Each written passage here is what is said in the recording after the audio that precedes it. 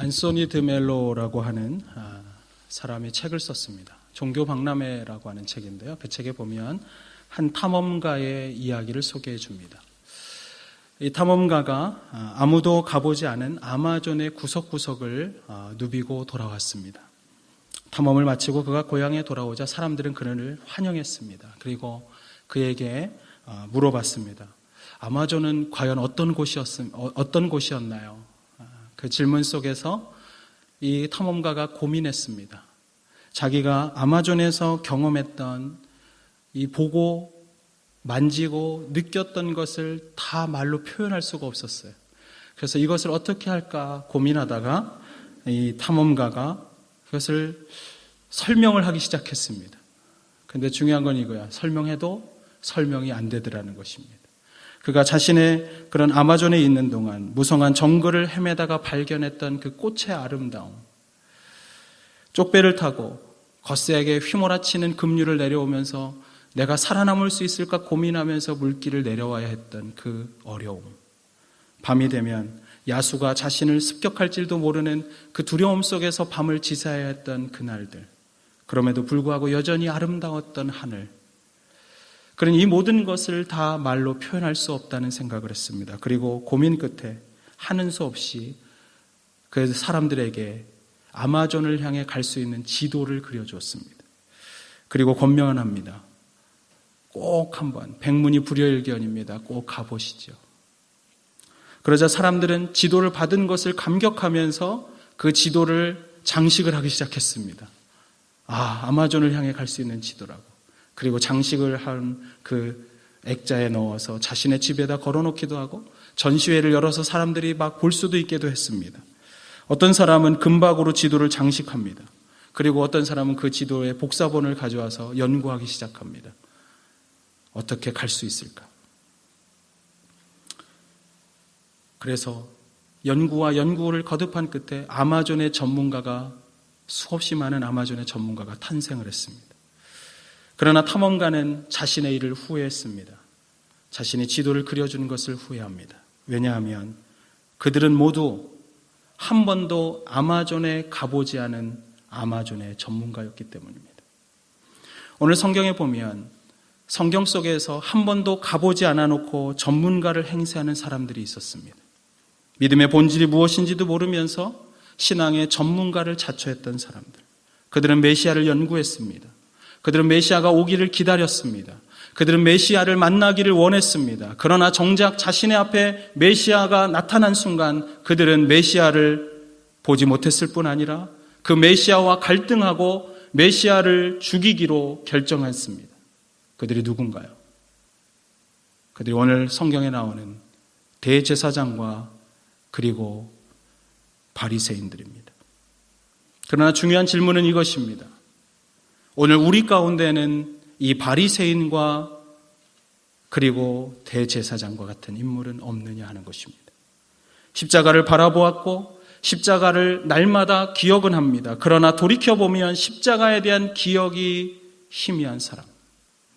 십자가의 복음을 나는 확신했었고 그래서 십자가를 노래도 했습니다. 그러나 오늘 내 인생에서 십자가는 그렇게 큰 의미가 없는 사람. 존 피셔는 그의 책 험한 십자가를 통해서 이렇게 기록했습니다. 우리에게 십자가는 마치 신앙의 고속도로가 아니라 톨게이트와 같은 역할을 한다. 십자가는 교회 교육 과정의 수강증 역할을 하고 있다. 일단 들어서면 그 이후에는 좋은 그리스도인이 되려고 노력한다. 여러분, 십자가가 한번 지나치면 끝나는 여러분 톨게이트가 아닙니다. 십자가는 우리가 날마다 바라봐야 하고 매일의 삶 속에서 그것을 기억해야 하고 십자가의 의미를 내가 기억하며 그거를 살아야 합니다.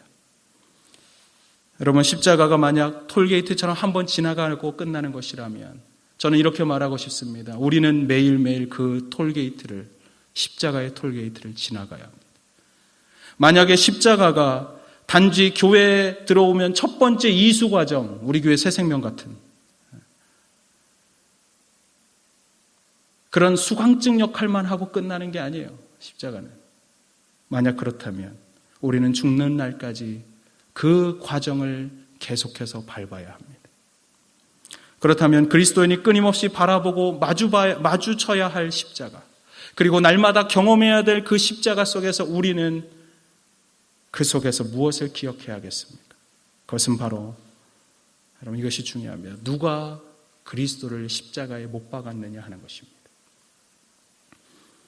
2000년 전 골고다에서 십자가를 지신 그 예수 그리스도, 그를 십자가에 질 수밖에 없도록 못 박은 자들은 누구인가? 누가 예수를 십자가에 넘겨주었는가? 첫 번째로 가룟 유다입니다. 예수님을 십자가에 못 박게 한 첫 번째 죄인은 가룟 유다입니다. 성경은 십자가의 범인들을 소개할 때마다 아주 독특한 한 단어를 사용했습니다. 그것은 헬라어로 파라디도미라고 하는 단어입니다. 파라디도미. 그 뜻은 이것입니다. 내어준다, 넘겨준다는 뜻입니다.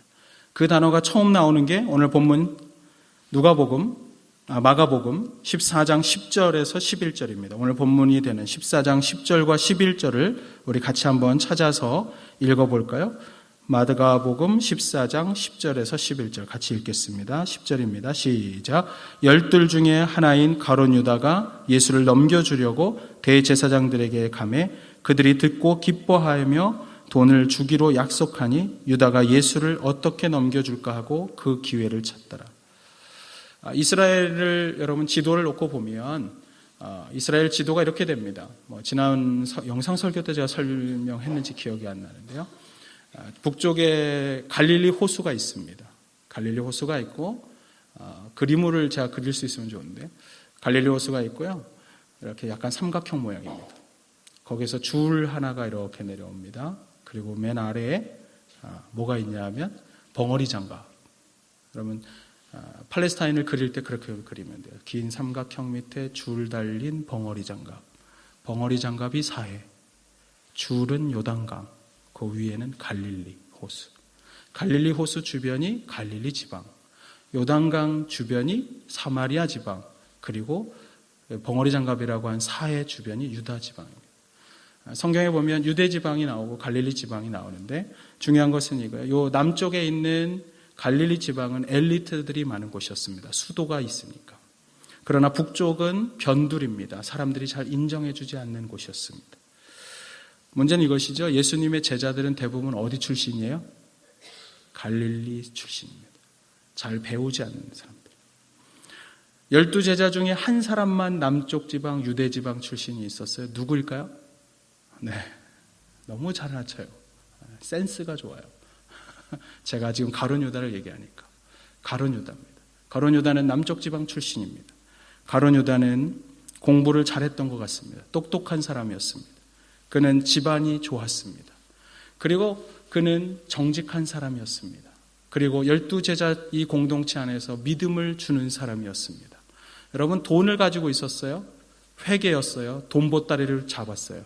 여러분 12명이 지내는데 3년 동안 있는 돈 보따리를 맡길 수 있는 사람이면 아무나 맡기는 게 아니에요. 그죠? 아무한테나 여러분 돈 맡기나요? 안 맡겨봐서 몰라요? 아무한테나 맡기지 않아요. 공동체에서 누군가에게 회계를 맡긴다? 그 말은 그 사람은 우리들 안에서 믿을 만한 사람이라고 인정을 받는 것입니다. 가룟 유다는 12제자 공동체 안에서 인정을 받았습니다. 예수님께로도 인정을 받았습니다. 그런데 문제는 이것입니다. 인정받고 믿을 만한 그 사람이 자신의 스승을 팔아 넘겼습니다. 스승을 넘겨주기로 결정하던 날 그는 대제사장을 찾아갔습니다.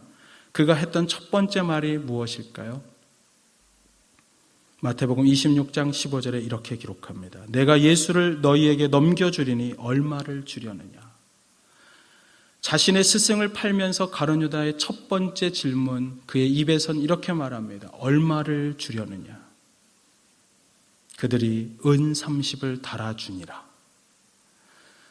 여러분 예수님은 은 30에 팔려가셨습니다. 가룟 유다는 얼마를 주려느냐, 돈 때문에 자신의 스승을 팔았습니다. 은 30은요 당시 노예 한 사람의 몸값입니다. 하나님의 아들이신 예수 그리스도, 그 영광스러운 그분이 이 땅에 오시면서 가장 천한 노예의 몸값으로 팔려나가고 있었다는 사실입니다. 그 이유는 무엇인가요? 물질에 대한 탐욕 때문이었습니다. 제가 여러분에게 질문 하나 하고 싶은 게 있어요. 나는 돈이 싫다, 이런 분 손 들어보세요. 나 돈 싫어해. 나는 돈을 보면 막 짜증이 나. 가까이 가고 싶지도 않고 피하고 싶어.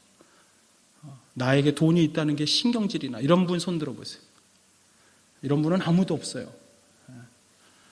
저는 어떨 것 같아요? 목사는 돈 싫어할까요? 갑자기 시험에 들 것 같아서. 여러분, 돈은 중립적입니다. 돈이 우리를 악하게 하거나 우리를 선하게 하는 것이 아닙니다. 돈을 좋아함이 일만하게 뿌리니라. 그게 성경의 말씀입니다. 돈 자체는 독립적이에요. 그러니까 저는 여러분들이 돈을 가지고 다니는 것을 비난하고 싶지 않아요. 근데 중요한 건 이거예요. 우리들 모두는 사실 돈을 좋아합니다. 좋아해요. 돈을 갖고 싶어요. 돈은 갖고 싶지 않은 사람이 있어요? 장 보러 가는데 돈 없으면 짜증나잖아요. 여러분, 돈을 다 갖고 싶어요. 제가 질문하고 싶어요. 돈을 갖고 싶다는 말은 뭔지 아세요? 돈을 좋아한다는 얘기는 뭔지 아세요? 우리도 가룟 유다와 같은 사람이 될 수 있다는 뜻입니다. 우리가 돈을 가지고 있고 돈을 좋아하면 우리 인생에서 평상시에는 나는 신실해 보이고 진실해 보일 수 있지만, 그러나 어느 순간 돈 때문에 나의 스승도 팔 수 있는 사람, 돈 때문에 내 아내도 팔 수 있는 사람, 돈 때문에 내 자식도 버릴 수 있는 존재가 인간이라는 사실입니다. 그런데 오늘 가룟 유다는 돈 때문에 예수님을 팔았습니다. 물질을 가까이 하고 날마다 물질을 사용하던 어느 날, 여러분, 물질 때문에 시험에 드는 딸이 있어요. 두 가지입니다. 너무 많아도 시험이지만 돈이 없어도 시험이에요. 이것 때문에 내 자존심 상하고, 돈이 없어서 내가 쩔쩔매고 쫓기는 인생을 살 때 사단이 우리에게 올무를 씌울 수 있어요. 그러지 말고 예수님 배신해도 괜찮아. 한국에서는 그런 경우 많습니다. 탈세. 제가 중학교 3학년 때 열심히 전도했는데, 전도 교회를 한 번도 안 온 친구 한 명이 있어요. 근데 이 친구를 어디서 만났냐? 교회에서 만났어요. 내가 섬기는 지구촌교회 한국.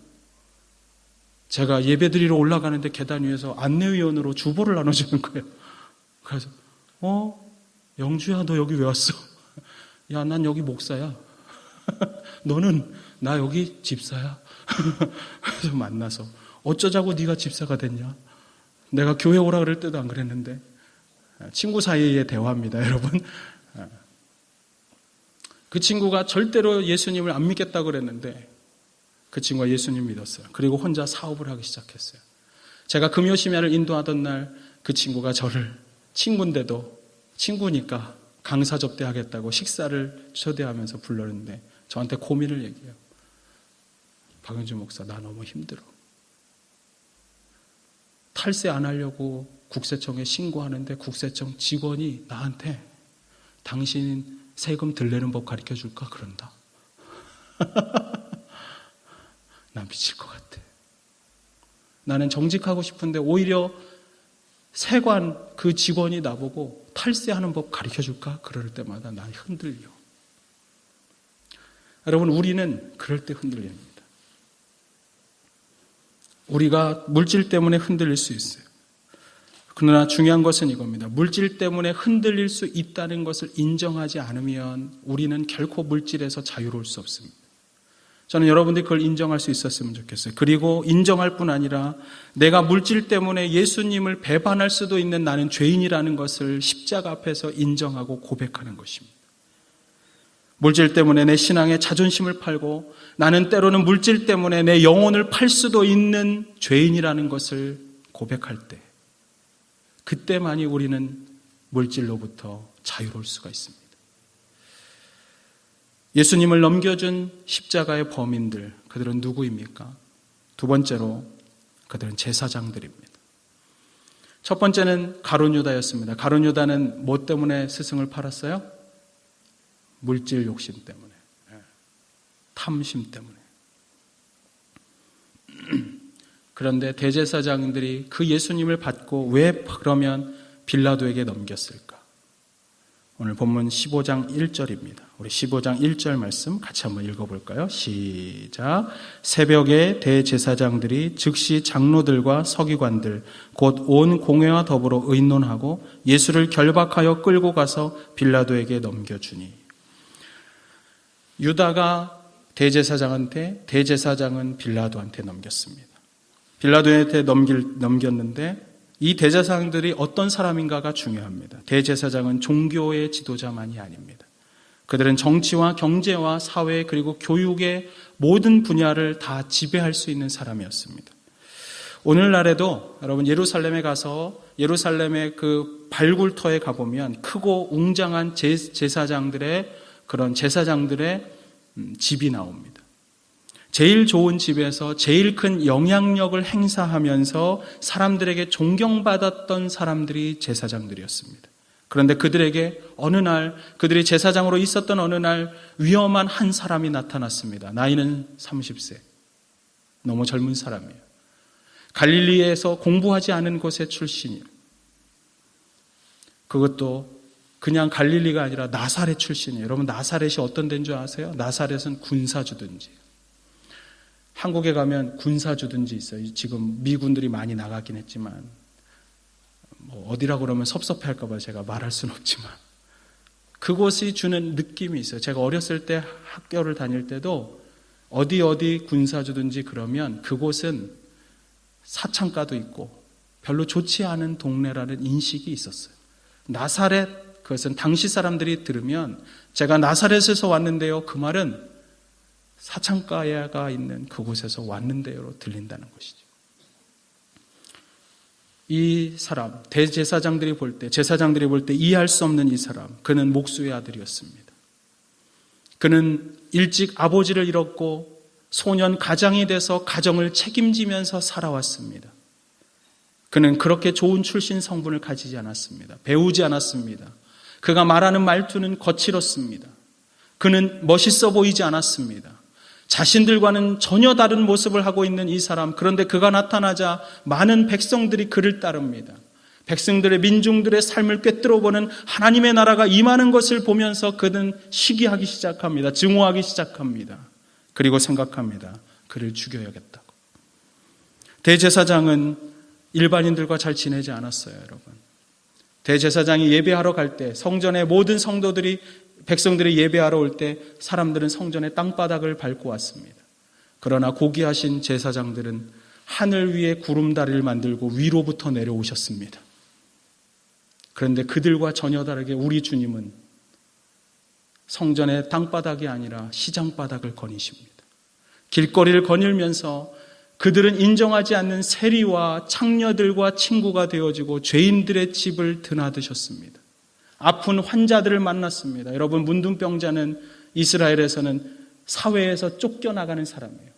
거룩하지 않고 부정한 사람이기 때문에 성 밖에 살아야 했어요. 그러나 우리 주님은 문둥병자가 아니라 정신병자, 무덤을 헤매는 자, 자기를 쳐서 죽이고 싶어하는 자, 그런 모든 자들을 만나 그들과 함께하고 있었어요. 그것이 그들이 볼 때는 화가 났어요. 자기들과 다른 모습이 싫었어요. 그래서 이들은 예수를 증오하고 시기하다가 죽이기로 결정합니다. 마가복음 15장 10절에 보면 이렇게 기록합니다. 마가복음 15장 10절에 이는 그가 대제사장들이 시기로 예수를 넘겨준 줄 알미라. 오늘 여러분 함께 읽은 15장에 있는 말씀입니다. 빌라도가 제사장들이 예수님을 데려왔는데 그 이유를 알고 있었습니다. 뭐예요? 시기 때문에. 제사장들의 시기가 예수님을 파라디도미, 넘겨주기로 결정한 것입니다. 그렇다면 여러분, 제사장들만 시기하나요? 제사장들만 증오하나요? 오늘 주님을 예배하고 있고 주님을 노래하고 있는 주님의 백성들은 시기하거나 증오하지 않습니까? 여러분, 제가 대학원 다닐 때, 신학대학원 다닐 때 외국에서 온 친구들이 있었습니다. 그 친구들한테 제가 물어봤습니다. 우리나라에 이런 속담이 있는데 당신네들도 이런 속담이 있는지 내가 궁금해서 물어본다. 우리나라에 있는 속담인데 사촌이 땅을 사면 배가 아프다. 이런 말 있냐? 비슷한 거. 그랬더니 아무도 이해 못하는 거예요. 무슨 소리야? 사촌이면 엄청 가까운 관계인데 왜 땅 사는데 배가 아파? 이해를 못해요. 너무 안타까운 거예요. 한국 사람들은 남이 잘 되면 눈꼴이 시려. 그런 게 있나 봐요. 이 부분에 대해서는 제가 나중에 특강을 나중에 해드리겠습니다. 왜 그런지. 제가 한국인의 문화문법이라는 책과 여러 사회학 책을 보니까 이유가 있어요. 역사적인 이유. 그런데 어쨌든 이런 말 때문일까요? 여러분, 제가 이런 기사를 봤어요. 외국인이 썼어요. 한국이 너무 좋았다 그러는데 그 사람이 이렇게 써놨어요. 한국인은 배가 고픈 것은 잘 참는데 배가 아픈 것은 못 참는다. 자, 옆 사람한테 물어보세요. 당신은 뭘 잘 참습니까? 이렇게 물어보세요. 빨리 물어보세요. 저 쳐다보지 말고. 뭘 잘 참습니까? 한국 사람들은요, 불쌍한 사람들 보면, 힘겨운 사람들 보면 막 아파. 가슴이 아파요. 그렇죠? 저는 지나가다가도 저번에 마오리인가? 이렇게 마오리족인 것 같은데 왜 저렇게 왔지? 그러면서 그냥 이렇게 마음이 끌려요. 등치는 산만한데 왜 이렇게 힘들어 보이지? 말하면서. 한국 사람들은 누가 아프거나 힘들거나 그러면 마음이 끌려요. 긍휼을 베풀고 싶은 마음이 많아요. 근데 또 잘 되면 짜증나. 잘 되면 왠지 모르겠는데 교회에서 괜찮은데 집에 가서 짜증이 나. 너무 나대. 왜 그럴까? 제가 오늘 왜 이 말씀을 드리냐면 우리가 그런 민족인지 어쩐지 난 잘 모르겠어요. 왜 우리 한국 사람들이 그런지 잘 모르겠어요. 그런데 중요한 건 이거예요. 그럼에도 불구하고 이것을 우리 주님 앞에 내놓지 않으면 우리의 인생은 결코 내일을 향해 나갈 수 없다는 것입니다. 여러분, 대제사장과 바리새인이 메시아를 너무너무 기다렸다니까요.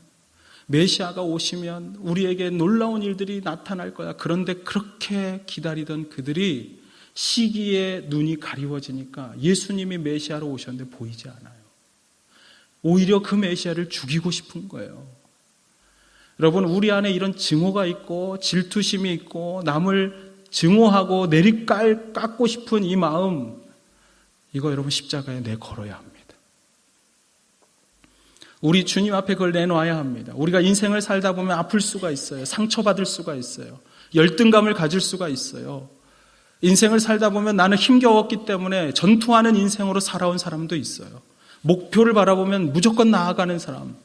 그러다 보면 전후의 시체를 넘고 넘어. 죽든지 말든지 상관없이 맨날 목표로 가는 사람들. 그런 사람들 곁에서 상처받을 수도 있어요. 그러나 중요한 건 이것입니다. 상처받은 그 마음도 주님 앞에 내놓으시라는 거예요. 그것 때문에 그거를 내놓지 않고 가리려고 하는 그 교만함이 주님을 만나지 못하게 할 뿐 아니라 우리의 인생을 오히려 더 억울하게 만드는 거예요. 힘겹게 만드는 거예요. 저는 그런 의미에서 여러분들이 십자가 앞에 우리의 그런 증오심, 시기심, 특히 자매들이 많아요. 질투.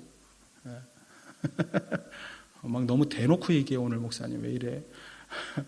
여러분 다 내놔야 돼요. 십자가 앞에. 오늘 십자가 앞에 내놔야 돼요.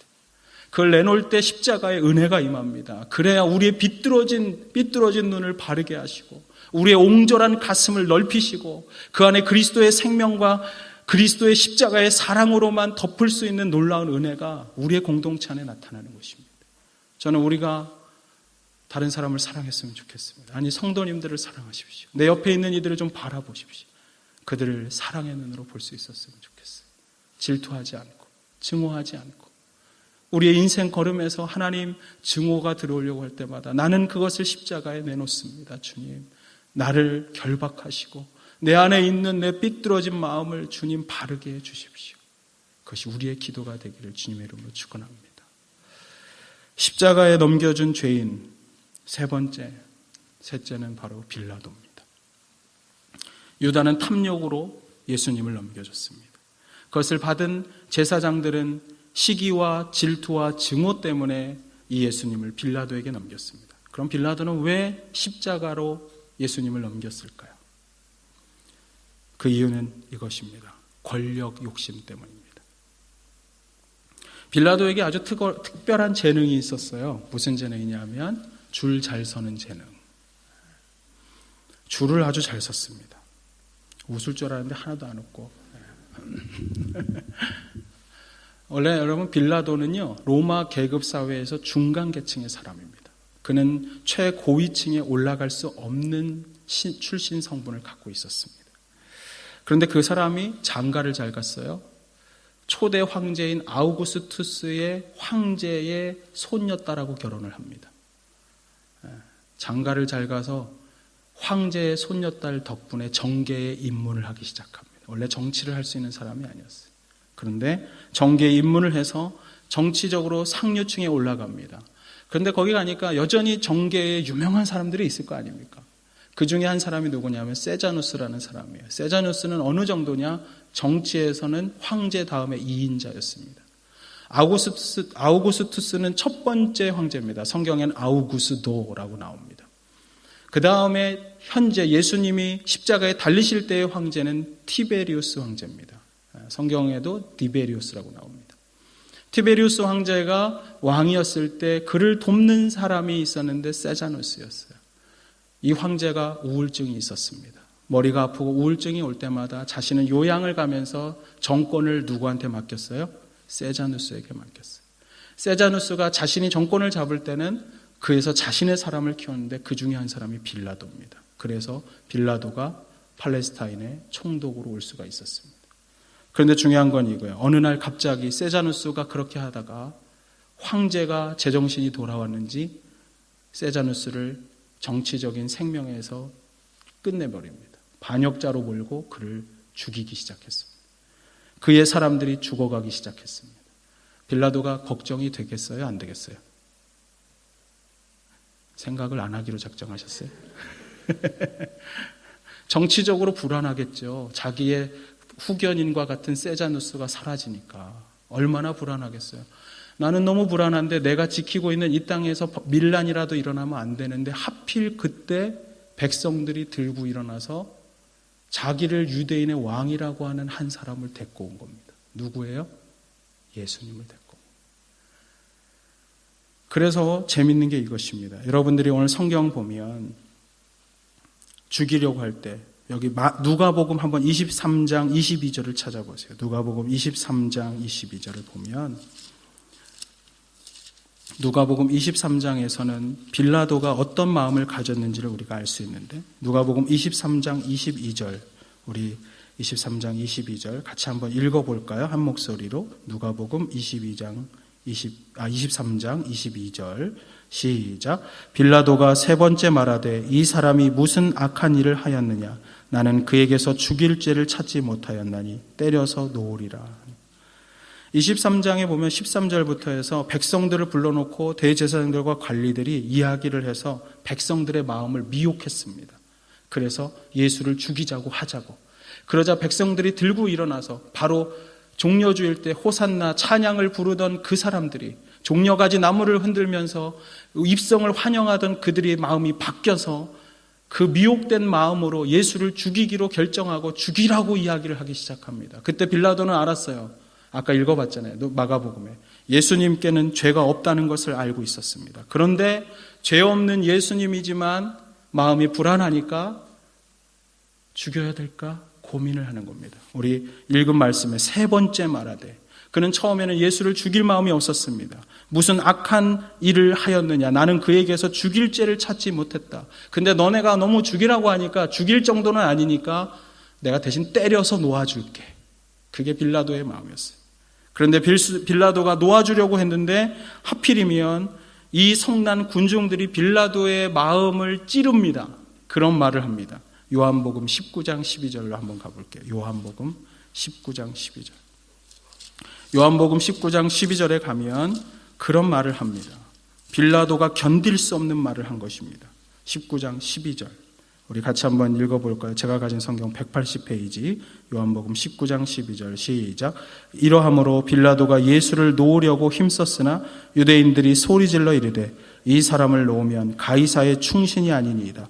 무릇 자기를 왕이라 하는 자는 가이사를 반역하는 것입니다. 지금 정치적으로 불안하고 황제에게 은총을 받기도 힘겨운 상황이에요. 여러분, 가이사가 누구예요? 가이사가 황제예요, 황제. 시저를 음역한 게 가이사란 뜻이에요. 그래서 성경의 가이사는 시저라는 뜻이에요. 근데 중요한 건 이거예요. 가이사의 충신이 아닙니다. 원래 원어는 이것입니다. 가이사의 친구가 아닙니다. 여러분, 가이사의 친구가 뭔지 아세요? 그때 당시에 가이사의 친구는 황제와 함께 한 테이블에서 밥 먹는 사이. 그걸 가이사의 친구, 가이사의 충신이라고 그랬어요. 그만큼 세력을 가지고 싶었는데 그 말을 하는 겁니다. 당신이 스스로 왕이라고 하는 그 사람을 놓아준다면 당신은 충신이 아니라고. 그 말을 딱 듣는 순간 그의 심장이 멎는 것 같았습니다. 그동안 정말 정치적으로 눈부신 성장을 가지고 올 수 있었던 자신의 후견인이 이제는 사라진 마당에서 이런 말을 듣고 밀란이 일어난다면 자기는 이 자리에서 잘려나갈 것이 너무나도 당연한 일이었어요. 정치적인 위기 속에서 백성들이 당신이 예수를 풀어주면 당신은 황제의 반역자입니다.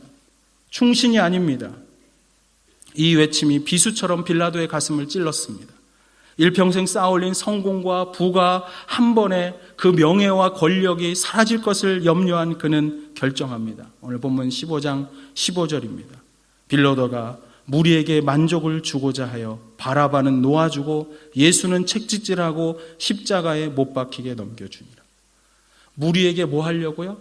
만족을 주려고. 무리가 만족하면 밀란이 일어나지 않을 거니까. 그러면 나는 살아날 거니까. 여러분, 그렇게 해서 예수님을 죽인 빌라도 어떻게 된 줄 아세요? 성경의 뒷이야기를 보면 빌라도는 결국 황제가 부릅니다. 황제가 불러요. 소요 사태가 안 일어나는 게 아니었어요. 너무나도 정치적으로 어려운 상황에 빌라도가 있어서 부르고 거기에 가다가 그는 거기서 추방을 당합니다.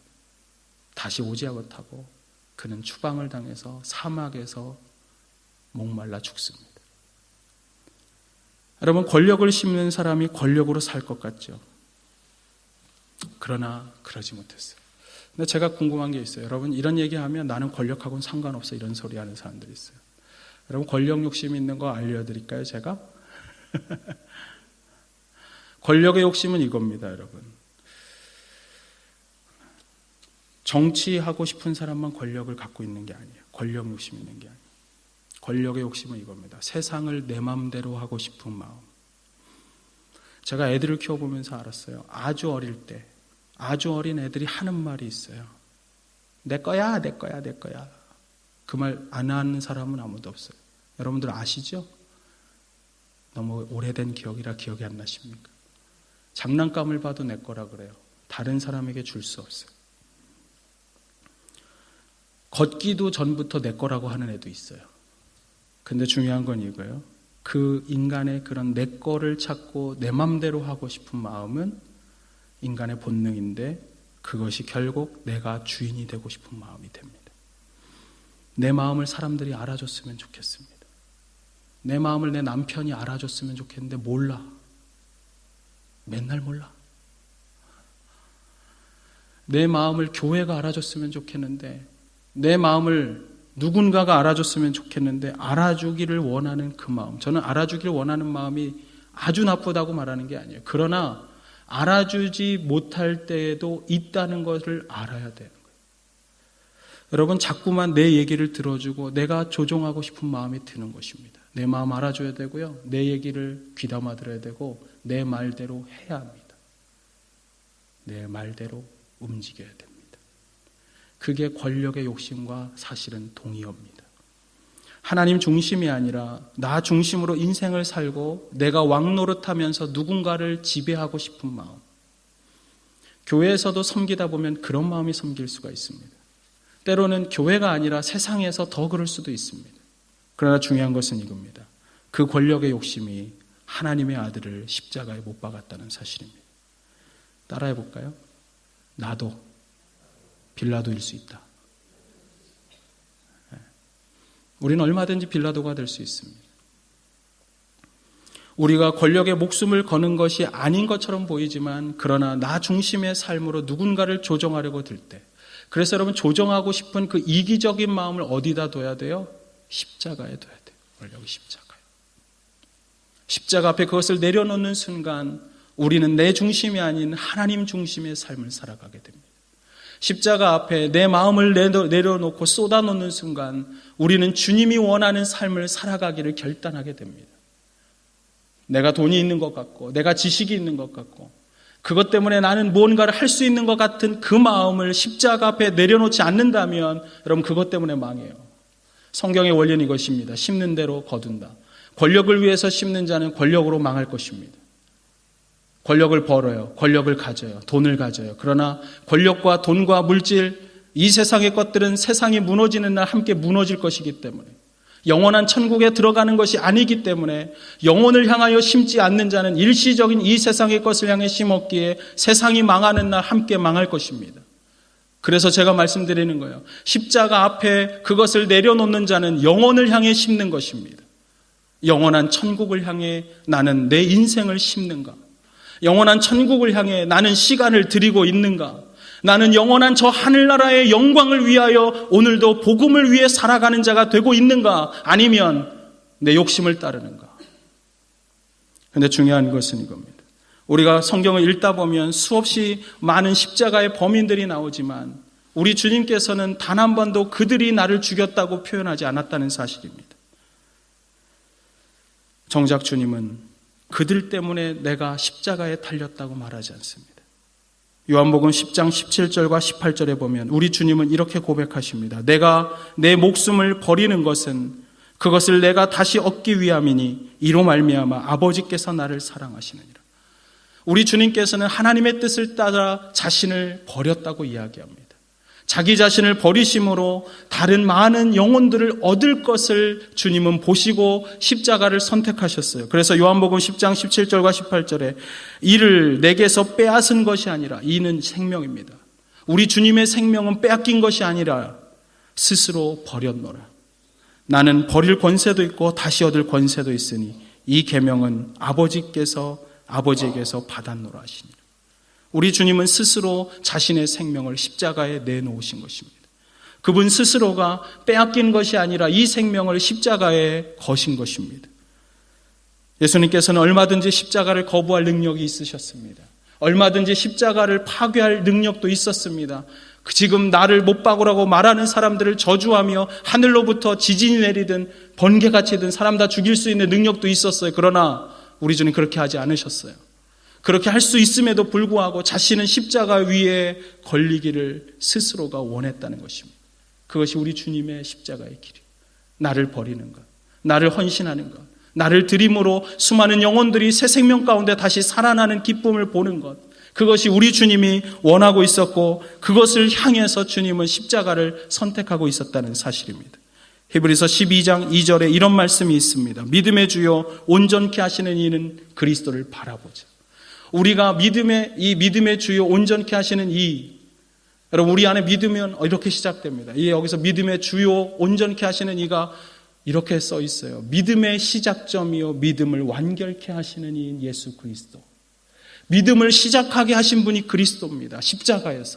십자가의 주님을 만남으로 우리는 믿음이 시작됐어요. 그런데 그 믿음이 천국에 들어갈 때까지 완결케 하시는 분인 예수 그리스도, 그분을 바라볼 때 우리의 믿음이 온전케 되는 것입니다. 그런데 이렇게 써 있어요. 믿음의 주요 온전케 하시는 이인 예수를 바라보자. 그러면서 예수님에 대해 이렇게 표현해요. 그는 그 앞에 있는 기쁨을 위하여, 많은 영혼들이 십자가 이후에 살아날 기쁨을 위하여 십자가를 참으사 부끄러움을 개의치 아니하셨더니 하나님의 보좌 우편에 앉아 계십니다. 그분은 십자가에서 속옷 하나 입지 않으시고 완전히 벌거벗겨질 만큼 부끄러움을 당하셔야 했지만 그 부끄러움을 개의치 않은 이유가 무엇입니까? 자신이 십자가에 걸리는 희생을 개의치 않으신 이유가 무엇입니까? 그로 말미암아 많은 영혼에게 생명이 올 것을 보셨기 때문입니다. 영원한 천국에 들어갈 것을 보셨기 때문입니다. 우리가 그 십자가의 주님을 만나는 순간 우리들 모두가 저 천국에 갈 것을 그분은 확신하셨고, 그래서 자신을 드림으로 우리들 모두가 천국에 가기를 소원하셨다는 사실입니다. 이 십자가를 알았던 사도 바울은 갈라디아서 2장 20절에 자신의 믿음을 이렇게 소개합니다. 내가 그리스도와 함께 십자가에 못 박혔나니 그런즉 이제는 내가 사는 것이 아니요 오직 내 안에 오직 내 안에 내가 사는 것이 아니라 오직 내 안에 그리스도께서 사는 것이다. 그러면서 이렇게 표현해요. 이제 나는 죽었고 그리스도가 산다. 그러면서 이렇게 말해요. 내가 이제 육체 가운데 사는 것은 나를 사랑하사 나를 위하여 자기 몸을 버리신 하나님의 아들을 믿는 믿음 안에서 사는 것이라. 여러분, 그리스도의 십자가를 경험하면 그리스도의 십자가 때문에 나는 죽은 것입니다. 내 육체는 죽은 것입니다. 내 죄악도 죽은 것입니다. 아까 십자가의 범인들이 십자가에 넘겼던 증오, 질투, 시기심, 권력, 물질욕, 그 모든 것은 십자가에서 죽고 그리스도와 함께 나도 죽고 그분이 부활하는 날 나는 새 생명 가운데 다시 살아나서 그것으로 사는 인생이 아니라 그리스도를 믿는 믿음 안에서 사는 것입니다. 그 믿음이 나를 살게 하는 것입니다. 그분을 믿음으로 우리는 영생을 얻는 것입니다. 죄인된 나, 영원히 죽을 수밖에 없는 나, 영원히 죄 가운데서 죽고 나는 다시 살아날 수 없는 나를 위해서 주님이 십자가에 지신 그 십자가의 사랑이 우리를 새 생명 가운데 살게 하셨습니다. 성경에 보면 죄의 싹은 사망이라고 말합니다. 죄를 짓는 모든 자들은 다 죽음을 경험합니다. 그래서 여러분, 우리는 다 죽는 거예요. 1차적으로 육체의 죽음을 경험하는 거예요. 죽음에서 끝나는 게 아니라 죽음 이후에 우리는 심판을 받게 될 것입니다. 그 심판으로 우리는 영원한 지옥에 가든지 아니면 천국에 갈 것입니다. 천국에 가든지 말든지를 결정하는 중요한 것은 우리의 죄값을 치를 수 있느냐는 거예요. 우리는 죄값을 스스로 치를 수가 없기 때문에 하나님께서 스스로 죄에서 나올 수 없는 우리를 위해서 생명의 다리를 놓으셨습니다. 십자가의 다리를 놓으셨습니다. 그분이 오셔서 하늘 보좌를 버리고 오신 그리스도께서 십자가의 지심으로 십자가를 통해 영원한 천국의 다리를 놓으셨습니다. 우리가 아직 죄인 되었을 때 그리스도께서 우리를 위하여 죽으심으로 그 십자가를 통해 자기의 사랑을, 우리를 향한 하나님의 사랑을 확증하신 것입니다. 그러므로 저는 피 묻은 그리스도의 십자가를 바라보며 우리 주님을 개인의 구주와 주님으로 우리들 모두가 영접하게 되길 원합니다. 우리들 모두가 그 그리스도의 십자가를 바라볼 수 있기를 원합니다. 나는 그곳에서 죽었다고, 주님이 십자가에 달려 죽으신 그날 나도 함께 걸렸다고 고백할 수 있었으면 좋겠습니다. 십자가에서 주님만 죽은 것이 아니라 주님이 죽으시는 그날의 그 십자가에는 내 죄악이 죽었고 내 욕심도 함께 걸려서 못 박혔다고. 우리 주님이, 여러분 찬송가 보면 이런 게 있어요. 거기 너 있었는가 그때에. 거기 너 있었는가 그때에 주님이 십자가에 못 박힐 때. 거기 너 있었는가 그때에 그 주님 나무 위에 달릴 때. 찬송가에서 이렇게 대답해요. 나는 떨려. 내가 거기 있었기에 나는 떨려. 십자가를 못 박으라는 그 무지한 백성들의 목소리에 나의 소리도 있어 함께 주님을 못 박으라고 말했던 죄인이기에 나는 떨려.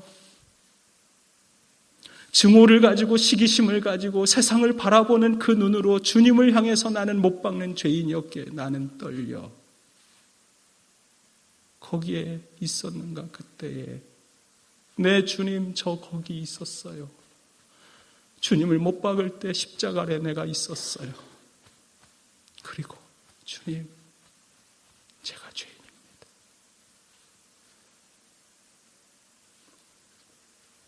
이 고백이 있을 때만이 우리는 진정한 그리스도인으로 다시 사는 것입니다. 이제 고난주간이 시작됩니다. 거기 너 있었는가 그때에. 내 주님. 그래서 내 죄를 내려놓습니다. 십자가에 달려 돌아가시며 나를 구원할 때만 내 죄를 고백하는 게 아니라 내가 오늘을 살지만 여전히 죄악 가운데 살아가며 다시 주님을 십자가에 못 박는 죄인이고 싶지 않습니다. 주님, 저의 죄를 용서해 주옵소서. 이 고난의 주간 나는 오늘도 주님을 못 박는 죄인입니다.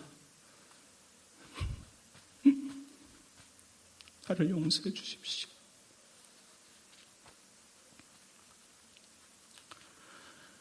이 고백이 우리 공동체의 고백이 돼요.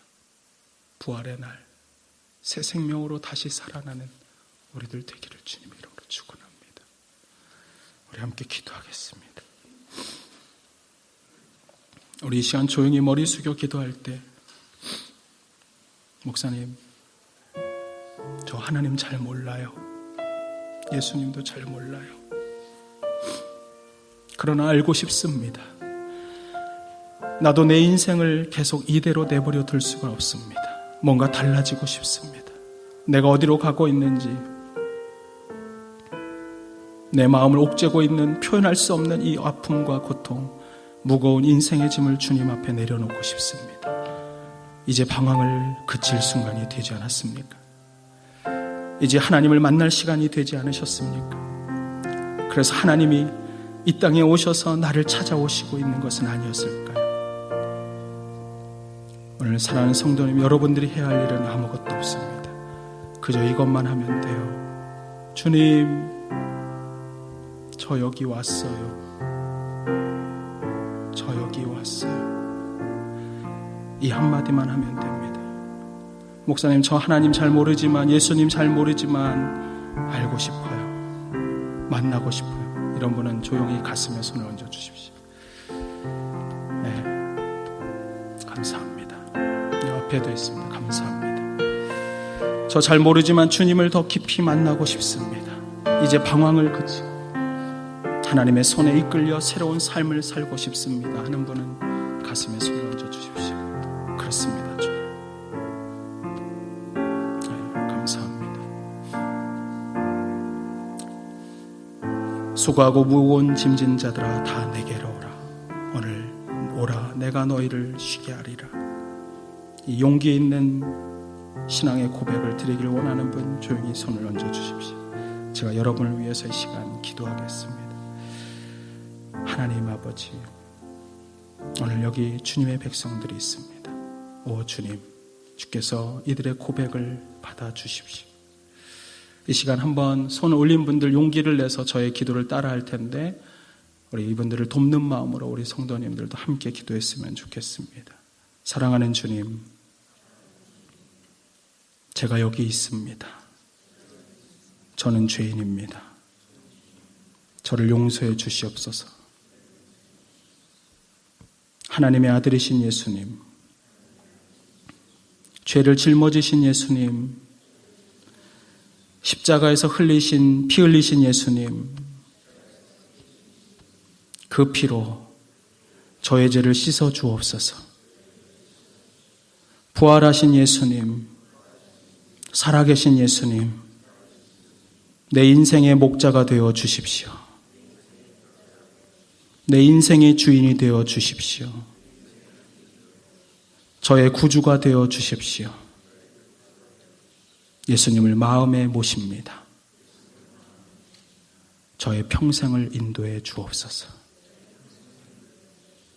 제가 다시 한번 축복하는 마음으로 손 얹은 분들을 위해 기도합니다. 그렇습니다. 주님, 이 고백을 진심으로 담아드리는 저들의 고백을 주님 받아 주옵소서.